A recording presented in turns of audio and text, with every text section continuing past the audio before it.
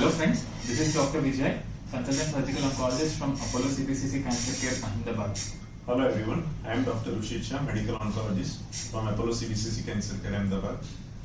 As you all know, from past 3 weeks we were doing topics on sarcoma awareness. The first week we have done a topic on bone cancers, which are osteosarcomas, followed by next week about soft tissue sarcomas, and this week we are going to talk about sarcomas which affect the gastrointestinal tract, the most common of which are gastrointestinal stromal tumors. Before going into the topic, gastrointestinal tract is a very long tract in the body which starts right from the oral cavity and ends in the anal canal, comprises of esophagus or the food pipe, stomach, small intestine, large intestine, the rectum and the anal canal. So these tumors which we are going to discuss this week have a tendency to occur anywhere in the GIT, right from esophagus, stomach or anywhere.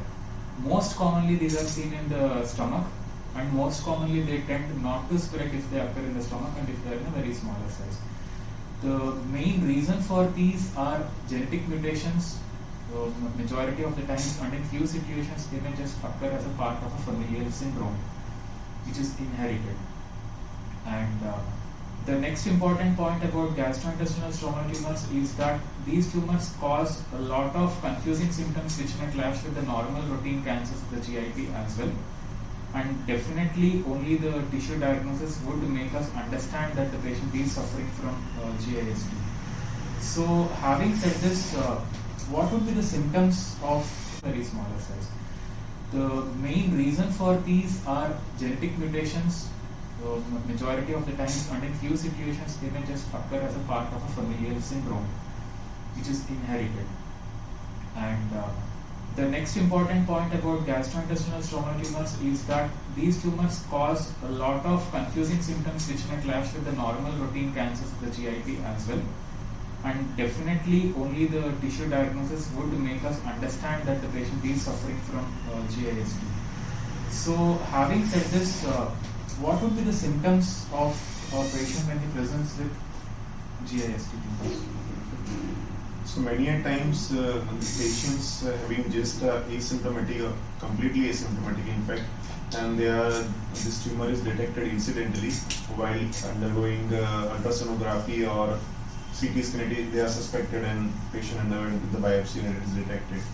But otherwise, if patient is symptomatic, then one of the most common symptoms is pain in the abdomen.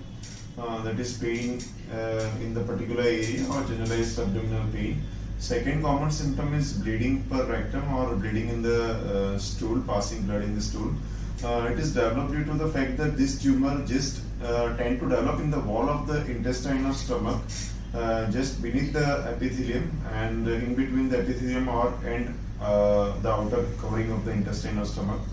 So when they expand, the tumor tend to expand and it may cause breach in the epithelium.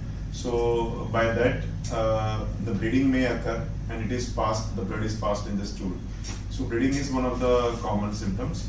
One of the common symptom is swelling or lump in the abdomen. So patient may feel like some lump is there in the abdomen at a particular site. So it is also one of the common symptoms.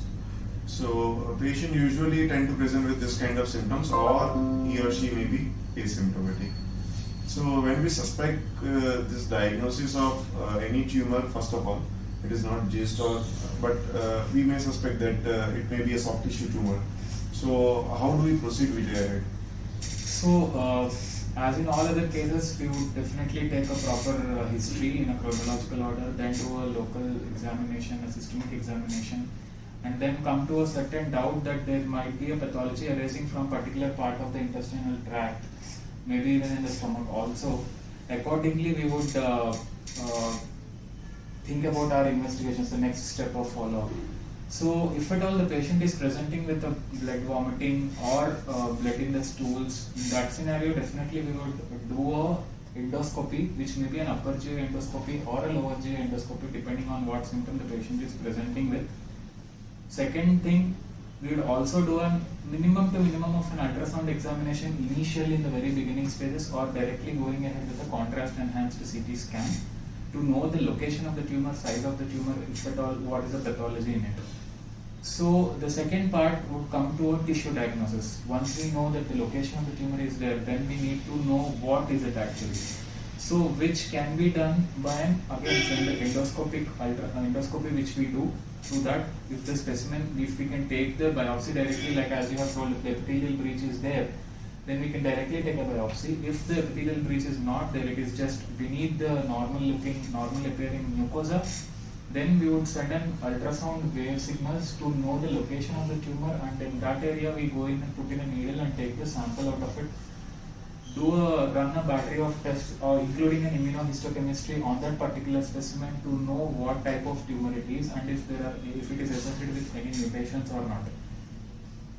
After this, we need to know the staging of the tumor also, depending on the size of the tumor and the location. Sometimes these have a tendency to spread elsewhere in the body, so we need to know that either by a normal CT scan of the thorax, abdomen and pelvis, or directly with a PET scan, which will give us the entire picture. And also in certain scenarios, we may have to utilize MRI if it is particularly in the endorectal area and of that region, or sometimes even the liver. So these are certain situations where MRI has a role. Per se, PET scan is not required in all cases, but unless if the metastases are there, or if we are giving before the surgery, if we are giving certain treatment for assessment, we can use PET scan later on. So in those cases, definitely PET scan will have a role. So, and there are certain other scenarios where we need not do an endoscopy to take the biopsy and directly go ahead and take a biopsy. If the metastases are known from before, then we can directly do a biopsy from if at all liver is involved or something like that. So once these are understood, once these tests are done, why is it important to know the mutation or the genetic analysis of this particular tumor, and how is it going to affect the treatment? Right, so after the biopsy has been done and sample has been taken, first of all we assess it under microscope, and usually it is a spindle cell that are seen in the microscope. Under the microscope, the morphology is spindle cell variant most of the time. So after confirming it, we go for IHC or immunohistochemistry, where we run a series of markers on the tissue and we confirm it as a GIST, the diagnosis as a GIST. And after confirming the diagnosis, particularly where neoadjuvant chemotherapy is needed or advanced GIST, we may go for the molecular markers. That is some mutations in the KIT gene that we assess, and based on that we may increase the dose of the treatment, which we will be discussing in our subsequent time. So they may have prognostic impact also and predictive impact also, these mutations. So how the patient is going to do and how the treatment is going to work, that information we may get on assessing this advanced molecular markers. So that is the thing. So after all these things, we usually, if patient is a candidate for surgery and it is resectable, we usually go for surgery. So what are the surgical modalities actually? Surgery has definitely got a very important role in treating these tumors. It all depends upon the scenario of presentation and sometimes the location of the tumor. What are we going to do? If the tumor is very small, localized disease, even without any symptoms, we can still go ahead and resect that tumor, so allowing it not to grow. In certain scenarios, the patient may land up in obstruction, like you have told, sudden symptoms like bleeding or obstruction. In those cases, there is no other option to go in and operate. But in few scenarios, we tend to see the tumor has grown up to a certain large extent or involving certain other crucial organs or the nearby organs in that area, where if we go ahead for surgery, then we may have to resect those organs. In those scenarios, we definitely give neoadjuvant therapy, shrink the disease and then plan for surgery. This is one scenario. And one more scenario is that crucial organs of the body, crucial functions, where the rectal, the anal canal and the rectum junction of the anal rectal junction, where the sphincter mechanism is there, in those areas, and also in the gastro and esophageal junction, there is also certain sphincter mechanisms are there. If the GIST is arising in those organs, and if you are trying to remove that, the sphincter mechanism may get hampered, Definitely, these are certain locations where, irrespective of the size of the tumor, a neoadjuvant therapy has to be given to shrink the tumor to a certain extent that we can get away with a normal, simple resection rather than compromising on the function of the function related to that particular site. So the other role is in case of metastasis, where the disease has spread from the gastrointestinal tract to other organs. Usually it is in the liver. In these scenarios, we use neoadjuvant therapy, which as you have mentioned about the neoadjuvant targeted therapy, and particularly if the disease has got responded very well, and we are also sure that we can definitely resect the tumor in toto. In these scenarios, the role of metastatectomy is there. And otherwise, in rest of the situations, surgery. So, as I mentioned, depending on the situation, depending on the tumor size, location, and also the functional aspect of the organ where the tumor has gotten. So, these are certain things which we keep in mind when we are deciding upon whether to go ahead with surgery or not. So, either upfront or at a delayed stage, surgery has definitely got a role.